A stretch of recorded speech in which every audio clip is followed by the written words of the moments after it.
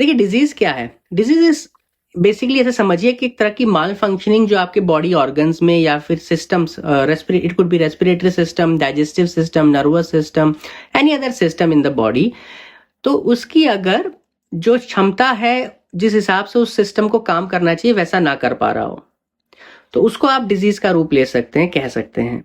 और which is accumulated over a period of time. ऐसा नहीं है कि जो कल आपने आइसक्रीम खाई और आज सर्दी हो गई तो वो डिजीज है, no, that is not a disease. उसका underlying cause could be a disease कि आपकी इम्यूनिटी इतनी कम है। वो क्यों कम है? डिजीज जब हम बात कर रहे हैं, disease are accumulated over a period of time और वो जाने में भी इतना ही समय लेती हैं, ठीक है। तो आपको ये समझना है कि ये डिजीज की कोई एक झटपट रेमेडी नहीं है कि आपने दवाई ली सही हो जाएगी। आपने झटपट दवाई ली, वो सही हो गई, लेकिन वो फिर आ जाएगी। ऐसे कितने पेशेंट आते हैं मेरे पास वो किडनी स्टोन्स को लेकर कि हमने दवाई ली, किडनी स्टोन अगले महीने खत्म हो गया लेकिन फिर से आ गया। तो वो परेशान हो चुके हैं इतनी बार अपना अल्ट्रासाउंड करा करके। तो फॉर एग्जाम्पल कोई भी तरह का अगर ब्लॉकेज है आपके सिस्टम में, it could be in blood, it could be in kidney, it could be in heart, तो वो डिजीज का रूप ले लेती है।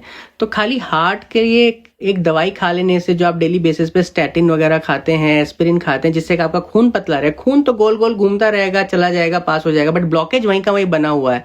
ब्लॉकेज हटाने के लिए आपको क्या करना पड़ेगा? उसके लिए आपको एक होलिस्टिक ट्रीटमेंट चाहिए। होलिस्टिक ट्रीटमेंट में क्या आता है? दवाई तो आती है, साथ में आपका रूटीन बनता है, साथ में आपका डाइट अच्छी जानी चाहिए। It could be good, there could be good amount of nitric oxide that should go. आपका हार्ट इतना स्ट्रांग होना चाहिए कि वो कोलैटरल आर्टरीज बना ले, जिससे कि अगर आपका एक ब्लॉक हो गया तो दूसरा अपने आप खुल जाना है। But more importantly is to have patient, sound mind और positive attitude towards the medicine that you are eating. आपको उस पर फेथ रख के खाना होगा, तभी आप क्योर होंगे।